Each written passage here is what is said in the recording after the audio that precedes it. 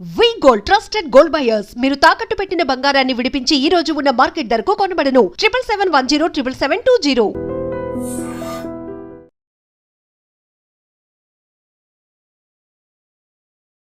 Welcome to I dream. నా పేరు లుంబిని. ఈ రోజు మనతో పాటు ఉన్నారు ఖ్యాతన ఆరోగ్య కేంద్రం నుండి డాక్టర్ దిలీప్ గారు, expert in Ayurveda, acupuncture and natural sciences. ఆయనతో మాట్లాడదాం. Hello sir. Hello. So nerves weakness, నరాల బలహీనత, దానివల్ల మొత్తం బాడీ మీద ఎఫెక్ట్ ఉంటుంది. ఎందుకంటే అక్కడే ఉంటుంది కంట్రోల్ సిస్టమ్, మెయిన్ సెంటర్ మనకు. సో దానివల్ల మొత్తం బాడీ అంతా ఎఫెక్ట్ అవుతుంది కాబట్టి, సో ఒక్కొక్క ప్రాబ్లం అంటే మనకు న్యూరల్ రిలేటెడ్గా ఏమేమి ప్రాబ్లమ్స్ ఉన్నాయి, వాటికి మనకు ఆయుర్వేదాలో, న్యాచురోపతిలో, న్యాచురల్ సైన్స్ యూజ్ చేసి ఎలా మనం బయటపడచ్చు? ఇప్పుడు మీరు చాలా చిన్న విషయం చెప్పారు, అంటే నర్వస్ వీక్నెస్ అని. అసలు దీని రూట్ కాజ్ ఏంది? నరాలు ఎందుకు వీక్ అవుతున్నాయి? ఎంతమందికి తెలుసు? అసలు ఏం తినడం వల్ల వీక్ అవుతున్నాయి? దేనివల్ల నర్వస్ సిస్టమ్ వీక్ అవుతుంది? యంగ్ ఏజ్లో మళ్ళీ 15 ఏళ్ళ నుంచి 20-30 ఏళ్ళ వాళ్ళకు నర్వస్ వీక్నెస్ ఎందుకు? మంచి దృఢంగా ఉండే ఏజ్లో కూడా నర్వస్ వీక్నెస్ ఎందుకు వస్తుంది? రూట్ కాజ్ ఏం చెప్తుంది అంటే, ఖచ్చితంగా ఇక్కడ లివర్ సమస్యల వల్ల నర్వస్ బాడీలో ఉన్న నర్వస్ సిస్టమ్, మజిల్, టెండన్స్ అన్ని కూడా వీక్నెస్ వస్తుంది అని అంటే that root cause to liver. Liver ఒకటి మంచిగా ఉంటే నర్వస్ సిస్టమ్ కూడా బాగుంటుంది. కాబట్టి ఎట్లా రిలేటెడ్ అది అంటే మనకు ప్రకృతిలో ఎట్లా ఉంది అంటే, పంచభూత తత్వంలో మనకు లివర్ కి ప్లస్ నర్వస్ సిస్టమ్ కి సంబంధం. అర్థమవుతుంది? ఇప్పుడు కోపం వస్తుంది, కోపం దేని వల్ల వచ్చిందని చూస్తే అది లివర్ ఇరిటేట్ వల్లనే, అంటే ఇండైజెషన్ వల్ల వచ్చేది, గట్ రిలేటెడ్. అయితే ఇప్పుడు లివర్ ఏంటి అని అంటే డైజెషన్ సిస్టమ్ ని ఇంప్రూవ్ చేయాలి, మెటబాలిజం సిస్టమ్ అంతా కూడా ఆపరేట్ చేసేది అంతా కూడా లివర్, గాల్ బ్లాడర్ రెండు. ఈ రెండు కూడా బాడీలో ఉన్న నర్వస్ సిస్టమ్ ని, మజిల్స్ ని, టెండన్స్ ని ఆపరేట్ చేస్తుంది. ఎగ్జాంపుల్, ఇప్పుడు మీరు మంచిగా ఒక ప్లేట్లో ఫుల్ మీల్స్ తింటున్నారు. ఫుల్ మీల్స్లో అన్ని రకాల కూరగాయలు, అన్ని రకాల మంచి విటమిన్స్, ప్రోటీన్స్ అన్ని రకాలు ఉన్నాయి. ఆ ఫుల్ మీల్స్లో మీకు కావాల్సిన ప్రోటీన్స్, మీకు కావాల్సిన విటమిన్స్, మీకు కావాల్సిన మినరల్స్, అన్ని పోషకాలు ఉన్నాయి. తిన్నారు, తిన్నది డైజెషన్ అయితే కదా మీకు అవన్నీ ప్రోటీన్స్, విటమిన్స్ అన్ని కూడా మీ బాడీకి అబ్జర్వ్ అవుతాయి. కరెక్ట్. నాకేంటి, నేను తింటానే ఉన్నా, నాకేం ప్రాబ్లం లేదు, బాగా డైజెషన్ అయిపోయింది, మళ్ళీ 4 hours ఆగి మళ్ళీ ఫుల్ మీల్స్ తిన్నా. చాలా మందికి తెలియని విషయం ఏంటి అంటే, తిన్నది తిన్నట్టే మోషన్కి వెళ్తున్నారు. డైజెషన్ సిస్టమ్ ప్రాపర్గా అయితే బాడీలో నర్వస్ సిస్టమ్ అనే ప్రాబ్లమే లేదు, మజిల్ రిలేటెడ్ ప్రాబ్లం లేదు, టెండన్ వీక్నెస్ లేదు, అబ్జార్ప్షన్ అనేది ఉండదు కదా. ఎందుకు మరి? అది ఎందుకు? అది లివర్ వల్ల వచ్చేది. లివర్కి ఏం కావాలి? ఇప్పుడు మనం ఫుల్ మీల్స్ తింటున్నామంటే, అన్ని రకాల పోషకాలు అన్ని కలుపుకొని తింటున్నామంటే, ఒక్కసారి ఫుల్ మీల్స్ తింటే అది డైజెషన్ అవ్వడానికి 8 గంటలు పడుతుంది మనకు. మార్నింగ్ 9కి తిన్నారనుకోండి, 8 గంటలు అంటే మళ్ళీ 5 o'clock తినాలి. మీరు ఏం చేస్తున్నాం? పద్దలు ఇంకో రౌండ్ వేస్తున్నాం కదా. అంటే తిన్న ఫుడ్ డైజెషన్ కాకముందే మళ్ళీ మీరు ఫుడ్ తింటే, ఫస్ట్ తిన్నదే మీకు 8 గంటలు డైజెషన్కి టైం పడితే మళ్ళీ మధ్యలో తింటే మరి ఎట్లా తెలుస్తుంది? 3 పూటలు అయితే తినాలా మినిమం? తింటారు, అందరు తింటారు యావరేజ్ గా. ఒకప్పుడు 3 పూటలు తిన్న వాళ్ళు ఎవరు తెలుసా? 24 గంటలు మంచిగా ఎండల గట్టిగా పగలంతా ఎండల పనిచేసిన వాళ్ళు 3 పూటలు తిన్నారు. అంత శక్తి వాళ్ళకి అంత ఎనర్జీ లాస్ అవుతుంది. ఎవరైనా ఊర్లలో చూడండి, మీరు పల్లెటూళ్ళలో పొలం పనులు చేసే వాళ్ళు లావుగా ఉంటారా? స్లిమ్గా, టైట్గా, స్కిన్ టైట్గా, మజిల్స్ ఎంత హార్డ్గా ఉంటుంది వాళ్ళ గట్ హెల్త్ బాగుంటుంది కాబట్టి వాళ్ళు మజిల్స్, నర్వస్ సిస్టమ్ ప్రాబ్లం లేవు వాళ్ళకు. 30 ఏళ్ళకి ఇంట్లో కంప్యూటర్ సిస్టమ్ని ఆపరేట్ చేసుకుంటే నాకు నర్వస్ సిస్టమ్ ప్రాబ్లం అంటారు. రీజన్ ఎక్కడ వస్తుందనంటే, బ్రెయిన్ని ఎక్కువ యూజ్ చేస్తున్నారు, అవసరానికి మించి వాడుతున్నారు బ్రెయిన్ని. వాడడం వల్ల ఇండైజెషన్, గట్ హెల్త్ ప్రాబ్లం అయిపోయి లివర్ అనేది ఇన్బ్యాలెన్స్ అవుతుంది. ఇంకొకటి, లేట్ నైట్ దాకా మెలుకుండడం, ఇదంతా కూడా లివర్ మీద ఇన్బ్యాలెన్స్. లివర్ ఎప్పుడైతే ఎఫెక్ట్ పడుతుందో బాడీలో ఉన్న nervous system, tendon system, muscle system అంతా కూడా ప్రాబ్లం వస్తుంది. మీ డైజెషన్ సిస్టమ్, మీరు ఎంత హెల్దీ ఫుడ్ తింటున్నా సరే అది తిన్నది తిన్నట్టే పోతుంది. కాబట్టి మీ డైజెషన్ సిస్టమ్ ఇంప్రూవ్ చేసుకోవాలంటే రూట్ కాజ్ లివర్ని మంచిగా పెట్టుకోవాలి. లివర్కి కావాల్సింది బాడీకి ఎంత రెస్ట్ కావాలనేది కూడా క్యాలిక్యులేషన్ ఉంది. ఈ క్యాలిక్యులేషన్ ఎప్పుడైతే మనం గుర్తుపెట్టుకుంటామో, ఈ క్యాలిక్యులేషన్ ఎప్పుడైతే మనం ఫాలో అవుతామో, ఏ ఫుడ్ తినాలి, దానికి ఏ ఫుడ్ తినకూడదు అనేది ఒకవేళ చూస్తే ఖచ్చితంగా నర్వస్ సిస్టమ్ ప్రాబ్లంకి పులి స్టాప్ పెట్టొచ్చు. ఇవంతా అవేర్నెస్ లోపం వల్ల, టైంలో తినడం వల్ల, ఏ టైం పడితే ఆ టైం తినేది లేదండి పద్ధతి. పెద్దలు టైంకి తిన్నారా అని బేటా ఊర్లలో ఉంటారు ఇప్పుడు పిల్లలు సిటీలో ఉంటారు. ఫోన్లు చేసి ఏం అడుగుతారు తెలుసా? నువ్వు ఎంత సంపాదించినావు అడగరు పెద్దలు. ఏం చేస్తున్నావు అడగరు. టైంకి తిన్నావా అని అడుగుతారు. టైంకి తిను, టైంకి నిద్రపో. ఈ రెండిటికి లివర్కి సంబంధం. నువ్వు ఎంత కష్టపడ్డా టైంకి తిని టైంకి నిద్రపోయినావంటే నువ్వు ఎంత కష్టపడ్డా అది నీకు వర్త్ అనమాట. అది నీకు మాత్రమే మిగులుతుంది. నేను నైట్ అంతా మెలుకుండి నేను కష్టపడి డబ్బులు సంపాదిస్తానంటే నీ హాస్పిటల్ ఖర్చులో కూడా సరిపో నువ్వు సంపాదించేటివి. ఈరోజు జరిగే పరిస్థితి అలాగే ఉంది. ట్రీట్మెంట్ కన్నా ట్యాబ్లెట్లు 500 రాస్తే టెస్టులు 5,000 రాస్తున్నారు. ఇప్పుడు చెప్పు, ట్రీట్మెంట్ అంటే నీకు 500 ఖర్చు అయిందా 5,000 ఖర్చు అయిందా? దీనికి అవసరం ఏముంది? నీ బాడీకి, నీ నర్వస్ సిస్టమ్ వీక్నెస్కి కొంచెం నిద్ర, బాడీకి రిలాక్స్ అండి. ఎంత ఉన్నా సరే ఒకటి బాగా గుర్తుపెట్టుకోండి, పశువులు చూడండి, ఆవులు ఉంటాయి, అడివంతా మేసేసి వస్తే సాయంత్రం ఆటోమేటిక్గా చీకటి పడుతుందంటే దానికి ఎలా తెలుస్తుంది? ఆటోమేటిక్గా కరెక్ట్గా ఇంటికి వెళ్ళిపోతాయి. ఇంటికి వెళ్ళిపోయి నైట్ ఇంటికి వెళ్ళిన తర్వాత తింటాయి అవి. మనుషులు మాత్రమే రాత్రి సాయంత్రం అయితే తింటారు తెలుసా? రాత్రి అయితే మనుషులు మాత్రమే తింటారు, ఇంకెవరు తినరు. ఒకప్పుడు సాయంత్రం ఇట్లా చీకటి పడుతుందంటే ఇప్పటికి పల్లెటూళ్ళలో తొందరగా తినేసి పడుకునే వాళ్ళు ఉన్నారు. అలా పడుకొని బాడీకి రెస్ట్ ఇచ్చి 100 ఏళ్ళు బతికిన వాళ్ళు ఉన్నారు. ఇప్పుడు 30 ఏళ్ళకు నర్వస్ సిస్టమ్ వచ్చి 50 ఏళ్ళకు టపాం అంటున్నారు.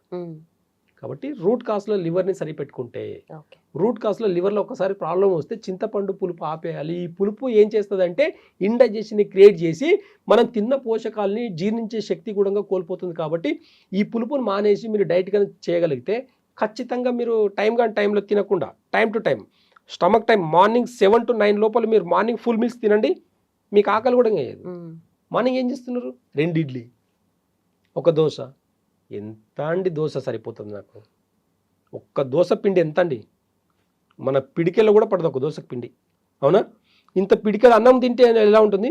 పిడికెల అన్నంకి ప్లస్ 4 కూరలకి ఎంత ఉంటుంది వెయిట్? అప్రాక్సిమేట్లీ 300 to 400 గ్రామ్ తింటాం మనం. అదే ఒక దోశ తింటే ఎంత అవుతుంది? ఒక మ్యాక్సిమం ఒక 80 గ్రామ్ 60 గ్రామ్ పిండి దోశ వేసేసి దాంట్లో ఏదో చట్నీ అని తింటున్నాం. అది ఎలా కడుపు నిండుతుంది? తిన్నా అన్న ఫీలింగ్ మాత్రమే అది నీకు. కానీ దానివల్ల వచ్చే స్ట్రెంత్ ఎంత? ఇడ్లీ, దోశ, పూరి వీటి వల్ల నీకు బలం వస్తుందా? అంటే ఇప్పుడు మనం ఎక్కువగా కష్టపడి ఫిజికల్ వర్క్ ఏం చేయట్లేదు కాబట్టి మనకి ఇంతే సరిపోతుందని అట్లా కూడా తింటున్నారు కదా. అది కూడా జీర్ణం అవ్వట్లేదని చెప్తున్నా నేను. అది కూడా జీర్ణం అవ్వకపోవడం వల్ల ఈ రోజు నర్వస్ సిస్టమ్ ప్రాబ్లం వస్తుంది. నిద్ర పట్టట్లేదు. నీకు డైజెషన్ అయితేనే నిద్ర పడుతుంది. మీకు జీర్ణం అవ్వకపోతే మీకు నిద్ర పట్టదు. రాసి పెట్టుకోండి ఇది. మీరు మీ లివర్కి నిద్రకు సంబంధం ఉంది. మీ ఆలోచనకు, మీ కోపంకి, మీ చిరాకుకు లివర్కి సంబంధం ఉంది. మీ బాడీలో muscle system, nervous system, tendon system operate అన్నిటికీ కూడా లివరే కారణము. కాబట్టి లివర్ ఒక్కరిని మంచిగా పెట్టుకుంటే దానికి ఏం కావాలి? నాడి చూస్తే మాకు టక్కుమని తెలిసిపోతుందండి. మేము నాడి చూసినప్పుడు మీకు లివర్లో ప్రాబ్లం ఉంది, మీకు ఈ సిమ్టమ్స్ ఉంటాయని చెప్పొచ్చు. మాకు షుగర్ ఈరోజు ఇండైజెషన్ వల్ల వస్తుంది. షుగర్ జీర్ణం సరిగా అయితే షుగర్ లెవెల్స్ తక్కువ ఉంటుంది, జీర్ణం కాకపోతే షుగర్ లెవెల్స్ ఎక్కువ ఉంటాయి. జీర్ణం అయితే బీపీ తక్కువ ఉంటుంది, నార్మల్ ఉంటుంది. బీపీ ఒకవేళ జీర్ణం కాకపోతే షుగర్ లెవెల్స్ ఎక్కువైపోతాయి. తిన్న తర్వాత ఎందుకు చెక్ చేయరండి మరి? ఎంతసేపు ఫాస్టింగ్లో లైట్గా తింటాం మనం. మధ్యాహ్నం టైంలో లంచ్ చేసిన తర్వాత ఎవరైనా ఫాస్టింగ్ బ్లడ్ షుగర్ అవన్నీ చెక్ చేయండి. పోస్ట్ లంచ్ మధ్యాహ్నం తిన్న తర్వాత మధ్యాహ్నం హెవీగా తింటాం. మనకు మార్నింగ్ ఫాస్టింగ్ బ్లడ్ షుగర్ చేసుకుంటారు, చేసుకొని 200 ఉందనుకోండి, 200 ఉంది అనుకుంటాము. తర్వాత తిన్న తర్వాత చెక్ చేసుకుంటే 250 ఉందని కంగారు పడతారు. ఓకేనా? అదే మీరు లంచ్, మీరు బ్రేక్ఫాస్ట్ కొద్దిగా చేస్తేనే 250 ఉంటుంది. అదే లంచ్ చేసిన తర్వాత 350, 400కి వెళ్తుంది షుగర్ మీకు. దీన్ని ఎలా అరికట్టవచ్చు?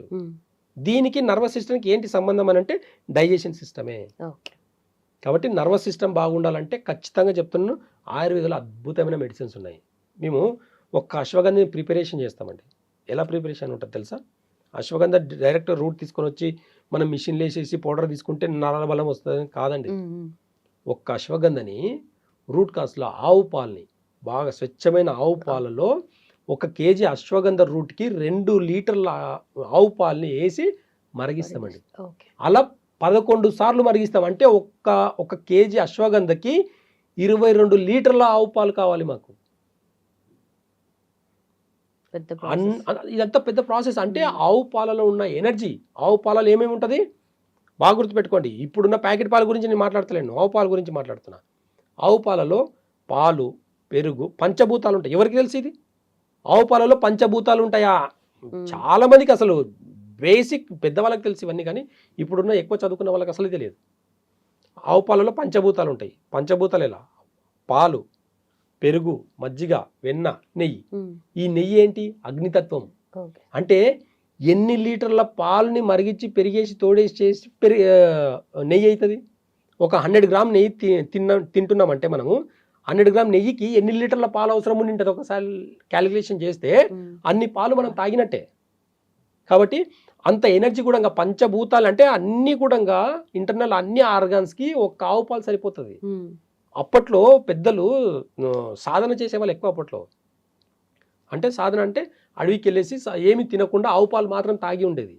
ఒక్క ఆవు పాలు తాగి పంచభూతాలు జీర్ణించుకొని అగ్నితత్వాన్ని యాక్టివేట్ చేసుకొని వాళ్ళ సాధన అనేది శాస్త్రకి ఎక్కేది. కాబట్టి అప్పట్లో మంత్రసిద్ధులు అంతా సిద్ధించేవి. ఏమి తినేది కాదు, ఇంకా పంచభూత భక్ష్యం అంతే. ఇంకా అలాంటి పంచభక్ష పరిమాణాలు అంటాం కదా, అది ఒక్క ఆవు పాలతో సమానం. అది జీర్ణించుకోగలిగితే, ఆవు పాలు జీర్ణించుకోగలిగితే, అలాంటి ఆవు పాలలో ఒక అశ్వగంధని మనం వేసి 11 సార్లు దాన్ని ప్రిపరేషన్ చేసి దాని తర్వాత మళ్ళీ దాంట్లో శిలాజిత్ కల్పించి ఇస్తాం మేము. ఇచ్చినప్పుడు నర్వస్ సిస్టమ్ కాదు, 60 ఏళ్ళ ముసలాళ్ళు కూడా సెక్సువల్ ప్రాబ్లంకి కూడా ఇంపార్టెంట్. ఇది గుర్తుపెట్టుకోండి. 60 ఏళ్ళ వయసు ఉన్న వాళ్ళు కూడా సెక్సువల్ ప్రాబ్లంకి కూడా ఇలాంటి నర్వస్ సిస్టమ్ని స్టిమ్యులేట్ చేసుకొని కూడా హ్యాపీగా జీవనాన్ని కొనసాగించవచ్చు. అది ఆయుర్వేద యొక్క గొప్పతనం. అంతేగాని డైరెక్ట్గా అశ్వగంధ వేసుకుంటే పనిచేయదు. ప్రాసెస్ ఉంది, ఒక ప్రిపరేషన్ ఉంది, ఇవన్నీ చేసుకుంటూ మేము ఇస్తాం. కాబట్టి రిజల్ట్స్ మాకు సైడ్ ఎఫెక్ట్ లేని రిజల్ట్స్. ఇంట్లో ఏమున్నది ఇలా సైడ్ ఎఫెక్ట్ వచ్చేదానికి? మనం అశ్వగంధ రూట్ ఎట్లా ఉంటుంది అంటే ఒక క్యారెట్ రూట్ ఎట్లా ఉంటుందో అంతే అది కూడా. ఆయుర్వేదంలో ప్రతి ప్లాంట్ మనం దినచర్యలు తీసుకునే కూరగాయలు ఎలా ఉంటాయో ఆయుర్వేద ప్లాంట్స్ కూడా అంతే. అవి ప్లాంట్స్ని బేస్ చేసుకొని కొంచెం డోసెస్ని తగినట్టుగా తీసుకోవాలి అంతే తప్ప కూరగాయలు తీసుకున్నట్టు మొత్తం తీసుకునేదానికి లేదు. కొన్ని పద్ధతులు, కొన్ని నియమాలు ఉన్నాయి. కాబట్టి ఆ నియమాల పద్ధతి ప్రకారంగా వాడితే ఖచ్చితంగా 60 ఏళ్ళ ముసలాలకు కూడా నర్వస్ సిస్టమ్ని మంచిగా చేసుకోవచ్చు. Okay okay. సో ఇప్పుడు చిన్నవాళ్ళు పెద్దవాళ్ళని డిఫరెన్స్ లేకుండా అందరికీ ఉంటే తలనొప్పి, బయటికి ఎండకెళ్ళొస్తే తలనొప్పి అంటారు, స్టెప్స్ ఎక్కినా తలనొప్పి వస్తుంది, కూర్చొని లేచినా తలనొప్పి, అంటే ఇంత మైగ్రేన్ ఎక్కువైపోతుంది కదా, సో దానికి ఏం చేయొచ్చు అంటారు? దానికి కూడా రూట్ కాస్ అంటే మైగ్రేన్కి, హెడేక్కి, లైటింగ్ చూసిన దానికి వీటన్నిటికీ రూట్ కాస్ చూస్తే లివరే. లివర్ గాల్ బ్లాడర్ ఇన్బ్యాలెన్స్ వల్ల, అంటే డైజెషన్ ఇన్బ్యాలెన్స్ వల్లనే ఇది వచ్చేది. కాబట్టి డైజెషన్ సిస్టమ్ని మంచిగా పెట్టుకుంటే ఆటోమేటిక్గా మైగ్రేన్, హెడేక్ తగ్గిపోతుంది. దీనికి కూడా ఆయుర్వేదంలో పిప్పల చూర్ణము ప్లస్ సొంటి 2 కలిపించి చేసుకుంటే ఖచ్చితంగా మైగ్రేన్ని పర్మనెంట్గా తగ్గించవచ్చు. సొంటి మన బాడీలో ఎట్లా పనిచేస్తుంది అంటే మన కాల్షియం, అంటే హై కాల్షియం అంటే సొంటి. మనకు పోషక లోపం రాకూడదు బాడీలో, గుర్తుపెట్టుకోండి. ఎప్పుడైతే పోషక లోపం రాదో ఎలాంటి డిసీజ్నైనా అరికట్టవచ్చు. కాబట్టి రూట్ కాస్లో కొన్ని మెడిసిన్స్ ఎలా ఉంటాయంటే ఆయుర్వేదంలో రూట్ కాస్ని బేస్ చేసుకుని ఇస్తాం. కాబట్టి మైగ్రేన్కి పర్మనెంట్ సొల్యూషన్ ఉంది మా దగ్గర.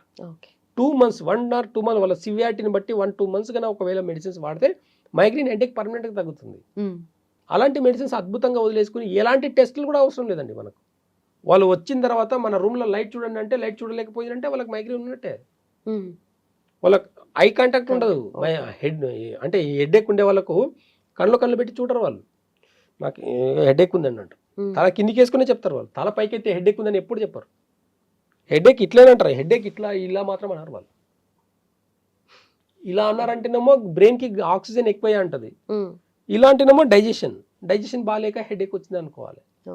మా దగ్గర ఎగ్జామినేషన్ ఇలాగే ఉంటుంది. ఒక మనిషి వచ్చి మా ముంగట కూర్చున్న లోపల డయాగ్నోస్ చేస్తాం మేము. ఎలాంటి ఎక్స్రేలు టెస్టులు ఏమి ఉండవు మాకు. కాబట్టి మైగ్రేన్, హెడేక్ కూడా root cause liver, gall bladder. కాబట్టి దానికి తగినట్టుగా మెడిసిన్స్ ఇస్తే పర్మనెంట్గా తగ్గుతుంది. అలాగే పక్షవాతానికి ఎలాంటి మెడిసిన్ ఇస్తారు ఆయుర్వేదంలో? ఇంకా అద్భుతమైన మెడిసిన్స్ ఉంటాయి. అంటే పక్షవాతం అనేది ఇప్పుడు భయంకరమైన వ్యాధి ఉండొచ్చు, కానీ ఒకప్పుడు ఆయుర్వేదంలో చాలా ఈజీగా తగ్గింది. ఫీవర్ వస్తే ఎట్లా తగ్గుతుండేనో ఖచ్చితంగా అలాగే తగ్గేది అనమాట పక్షవాతం కూడా. పక్షవాతం అనేది బాగా గుర్తుపెట్టుకోండి, మన బాడీలో లంగ్స్, లివర్ ఇన్బ్యాలెన్స్ అయినప్పుడు, ఊపిరితిత్తులు ప్లస్ లివర్ ఇన్బ్యాలెన్స్ అయినప్పుడు ఏమవుతుంది అంటే బ్రెయిన్కి ఆక్సిజన్ లెవెల్ ఎక్కువైపోతుంది. బ్రెయిన్లో ఒక బ్లడ్ సర్క్యులేషన్ అయ్యేటప్పుడు అక్కడ ఆక్సిజన్ లెవెల్స్ ఎక్కువైనప్పుడు ఏమవుతుందంటే ఆ రక్తనాళం అనేది చిట్లిపోతుంది. ఆక్సిజన్ ఎక్కువైతుంది. ఇప్పుడు బెలూన్లో కూడా ఒక స్టేజ్ వరకు మనం ఆక్సిజన్ నింపగలుగుతాం, గాలి నింపగలుగుతాం. ఒక స్టేజ్ తర్వాత పేలిపోతుంది. సేమ్ టు సేమ్ మనం తిన్నది ఫుడ్ డైజెషన్ అయితే మనకు బ్యాలెన్స్గా ఉంటుంది ఆక్సిజన్ బాడీలో. ఎప్పుడైతే తిన్నది డైజెషన్ కాలేదనుకోండి, బ్రెయిన్కి ఆక్సిజన్ ఎక్కువైపోయి నరాలు ఇక్కడ వెనుక నుంచి నరాలన్నీ ఓవర్ స్టిమ్యులేట్ అయిపోయి చిన్న చిన్న నరాలు అనేటివి చిట్లిపోవడం వల్ల అక్కడ చిన్న రక్తం గడ్డగట్టడం వల్ల పక్షవాతం వస్తుంది. దీనికి కారణం లివర్. రీజన్ ఏంది, ఇక్కడ బ్లడ్లో నర్వస్ సిస్టమ్ అంతా కూడా లివర్ ఆపరేట్ చేస్తుంది అనుకున్నాం. ఆక్సిజన్ ఎక్కువ అవడం వల్ల బ్రెయిన్కి ఎక్కింది. ఓకే. కాబట్టి ఇక్కడ అంతే. ఫిట్స్, ఫీవర్లో ఏమవుతుంది, చాలా సింపుల్, ఫిట్స్ వస్తుంది పిల్లలకు, ఫీవర్లో వస్తుంది చాలా మందికి. ఫీవర్లో ఏమవుతుంది, బ్రెయిన్కి ఓవర్ హీట్ ఎక్కేసి అక్కడ ఉన్న నరాలు ఎక్కడో ఒక చిన్న కనెక్షన్ అనేది తెగిపోవడం వల్ల ఫిట్స్ వస్తుంది. ఓకే. సేమ్ అలాగే పక్షవాతం కూడా రూట్ కాస్ట్ ఏం చెప్తుంది అని అంటే లివర్ ప్లస్ లంగ్స్ ఇన్బ్యాలెన్స్ వల్లనే మనకు పక్షవాతం అనేది వస్తుంది. ఈ 2 ఆర్గాన్స్కి మనం వైద్యం చేయగలిగితే ఎంత గడ్డగట్టినా సరే బ్రెయిన్లో అది స్లోగా డిజాల్వ్ అవ్వడం వల్ల మళ్ళీ నర్వస్ సిస్టమ్ అంతా కూడా, కాలు చేతులు అంతా కూడా మళ్ళీ నార్మల్ చేసుకోవచ్చు. కాబట్టి రూట్ కాస్ట్ నుంచి ఎప్పుడైతే వైద్య విధానం మనం పాటిస్తామో, ఖచ్చితంగా దానికి తగినట్టుగా పథ్యం వాడతామో, ఖచ్చితంగా పక్షవాతం కూడా పెద్ద విషయం కాదు, తగ్గించుకోవచ్చు అనేది ఆయుర్వేదం చెప్తుంది. ఆయుర్వేదంలో చాలా అద్భుతమైన ఏకాంగ వీరరసన ఉంటుంది. అంటే కొన్ని మెడిసిన్స్ ఎలా ఉంటాయనంటే చాలా అద్భుతమైన బ్రెమ్మివటి అని ఉంటాయి. బ్రెమ్మివటి ఈ బ్రెయిన్ మీద పనిచేస్తాయి, ప్లస్ లంగ్స్ మీద పనిచేస్తుంది, ఆక్సిజన్ లెవెల్స్ని బ్యాలెన్స్ చేస్తుంది, రక్తం గడ్డ కట్టిన దాన్ని డిజాల్వ్ చేస్తుంది.